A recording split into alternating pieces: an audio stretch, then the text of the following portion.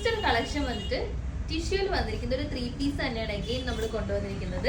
ഇതിന്റെ ഒരു ഡിഫറൻസ് എന്താ വെച്ചാൽ സാധാരണ നമ്മൾ സെൻട്രൽ പാനലിലാണ് എന്തെങ്കിലും ഫാബ്രിക്കിൽ പ്രിന്റ് ഒക്കെ കൊണ്ടുവരുന്നത്. ഇത് കുറച്ച് വെറൈറ്റി ആയിട്ട് സൈഡ് പാനൽസിലാണ് നമ്മൾ പ്രിന്റ് കൊണ്ടുവന്നിരിക്കുന്നത്.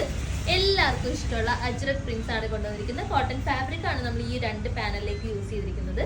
ബാക്കി ഫുള്ളി നമ്മൾ ആ ഒരു ടിഷ്യൂ ഫാബ്രിക് ആണ്, സോഫ്റ്റ് ടിഷ്യൂ ഫാബ്രിക് ആണ് യൂസ് ചെയ്തിരിക്കുന്നത്.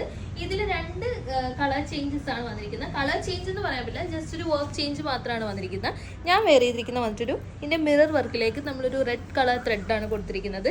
നെക്സ്റ്റ് ഒരെണ്ണം വന്നിട്ട് ആ മിററിലേക്ക് ഒരു ഡാർക്ക് ബ്ലൂ, ഒരു ബ്ലാക്കിനോട് സിമിലർ ആയിട്ടുള്ള കളറാണ് വന്നിരിക്കുന്നത്. ഈ ഒരു ചെറിയ ഡിഫറൻസ് മാത്രമേ ഉള്ളൂ. Medium, large, XL, double XL sizes ആണ് അവൈലബിൾ ആയിട്ടുള്ളത്. 799 ആണ് റേറ്റ് വന്നിട്ട്. ബാക്ക് പോർഷൻ ഇങ്ങനെയാണ് വരുന്നത്.